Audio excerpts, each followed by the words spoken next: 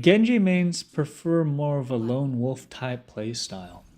Unlike pack hunters such as Reinhardt mains who rely on teamwork and formation, Genji mains exhibit a unique behavior pattern. They break away from their team, darting through the shadows, striking with surgical precision before vanishing away. This mirrors the instincts of Roronoa Zoro, the lone swordsman who, despite being part of the Straw Hat crew, often wanders on his own.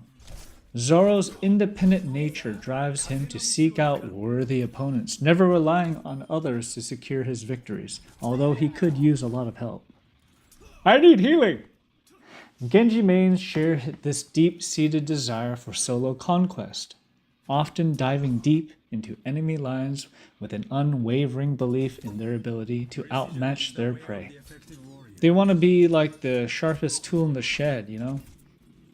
Genji mains like being told that they're the best. This ceaseless pursuit of perfection finds its perfect parallel in Roronoa Zoro from One Piece, who dedicates every waking moment to his craft. Zoro's training is brutal, pushing his body beyond the limits of normal human endurance. He swings weights no ordinary man can lift, endures injuries no ordinary man can survive, all in the pursuit of becoming the world's greatest swordsman. The Genji main exhibits this same self-imposed hardship, even when counters like Moria, Winston, or Brigitte, natural counters of the Genji species, they refuse to switch, determined to overcome even the most insurmountable odds. In both nature and battle, honor dictates survival.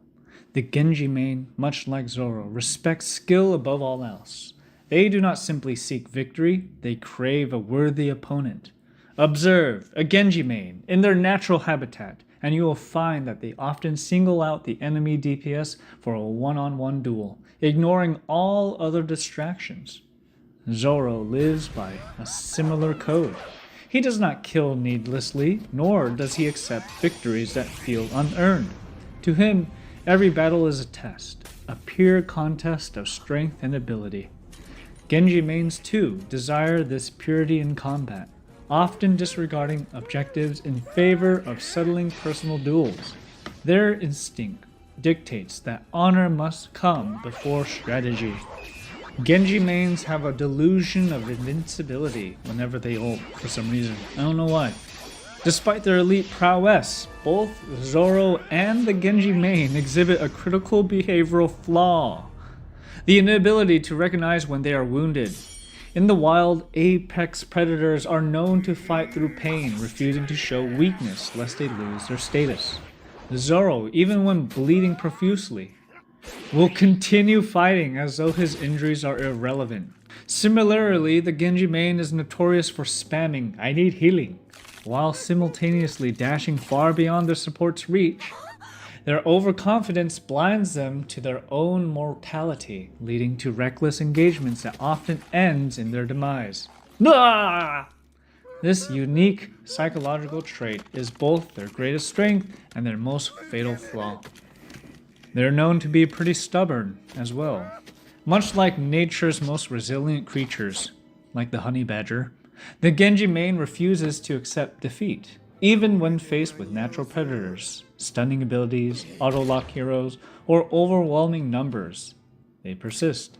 They will not switch heroes. They will not back down. Even when Symmetra is beaming them and microwaving their brains, they will still persist. Zoro shares this same unyielding spirit. His entire philosophy is built upon perseverance. No matter how battered or broken, he fights on. He has stood against impossible odds and emerged victorious, except for that one fight with Mihawk, but we'll get to that later. Not because of luck, but because of sheer willpower. I think Genji mains believe that victory is not dictated by external factors, but by their own skill and determination. If they lose, they will return, adapt, and try again. But this time, with more healing. Anyways, in conclusion, Genji mains have a warrior spirit. In both the world of gaming and the world of anime, there exists a rare breed of warriors.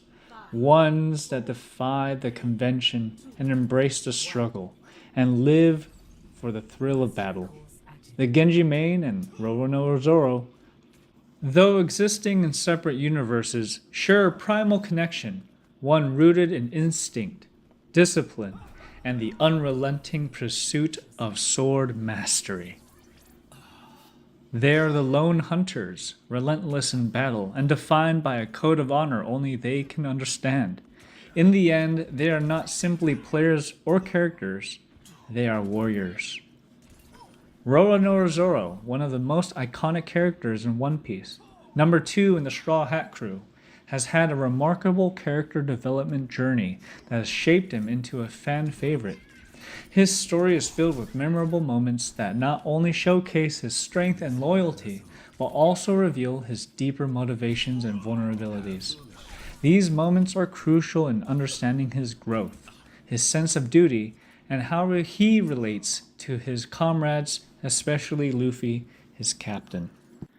Personally, for me, I love having Genji on my team because, like, I'll go in, I boop him, and I slam, and then he'll come in with a slice, and that's a free kill right there. And then he can, after he gets that elim, he can slice again and get some more elims if he's like skilled enough.